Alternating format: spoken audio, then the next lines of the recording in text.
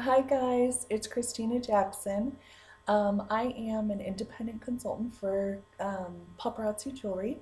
Thank you for tuning into my channel. Today we're going to talk about your display. I know there's lots of videos out on the web on how to create a display. I've seen everything from doing the pegboards, which seem to be super popular, to using fireplace screens, Velcro. All of those are super great, and I'm not here to knock them at all.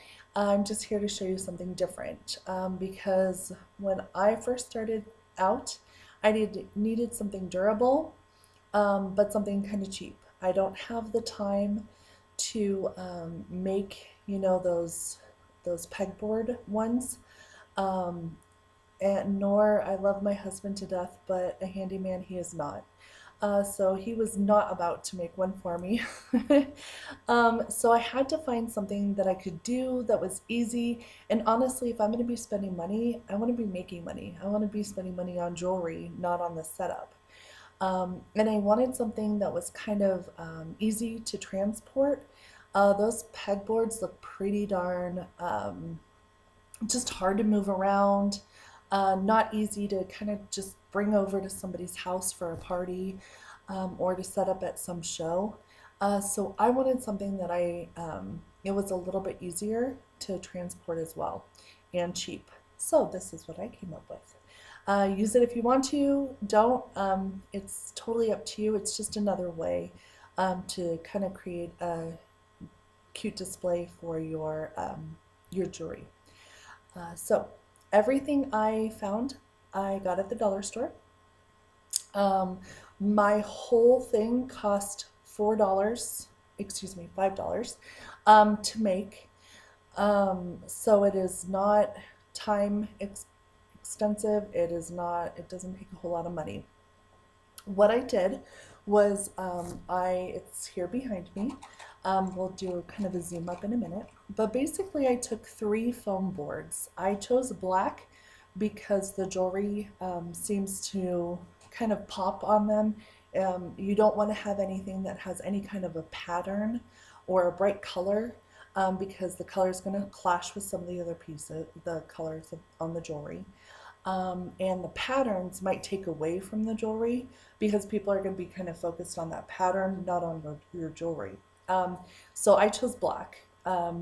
White would also be perfectly fine. I just know that my children get into my stuff and they are very messy and have messy hands, and so the white would not be white for very long, hence the black.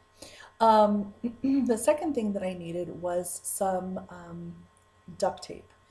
I chose, as you can see behind me, it's like a sparkly purple color. It does not matter, use whatever you want. You can also use ribbon if you really want to break out the hot glue gun. I didn't. So I chose to use duct tape. Um, my daughter even had some that I could have used, when it was all the rage to make those duct tape bracelets and wallets and stuff. She did have some left over. I didn't think about it, or else I would have stole from her stash and had it even cheaper. Um, but anyway, I used 2 rolls of that duct tape.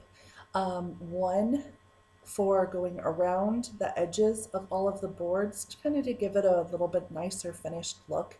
And then the other one to go in between the boards to put them all together, and then on the back. Um, yeah, so I just taped the boards together, put the duct tape around it, and then I used a push pin to hold up the jewelry.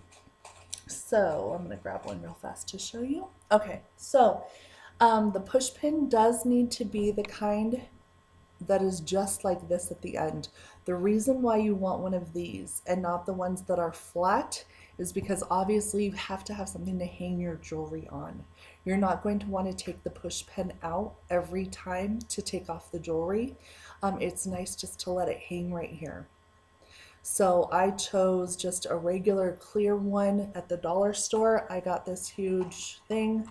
I have a lot of push pins I have 250 push pins to use for jewelry. So I have a lot left over.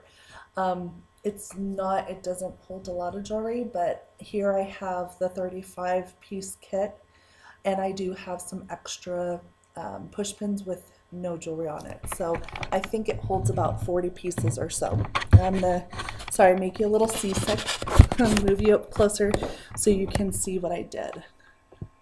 Okay, you also see that there's numbers there. I found the template for free online, and I put a number behind each piece of jewelry.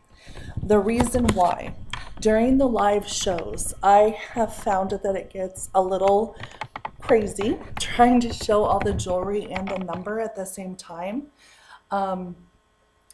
and keep it all organized and remember who gets what. So what I do is I just take off the piece of jewelry, I take off the number at the same time, show them, put it back together on the board, and then I can scroll back through the comments at the end and write down who got what piece. That way I'm not trying to remember which one was number 20 again. I don't have to watch the video 5 times to try to figure out which number went to which jewelry, because I had a mess at the end. So anyway, that's my little type A personality coming out. Everything has a place. So that's my board. That's how I did it. Super cheap, really easy, and I love that it is lightweight, but it is still sturdy, so I don't have to worry about my jewelry coming off, but I can take it just about anywhere. And it took a whole 10 minutes to make. All right, please leave any comments, like my channel for more videos. I do post every week. So I hope to see you. Thanks, guys. Have a good one.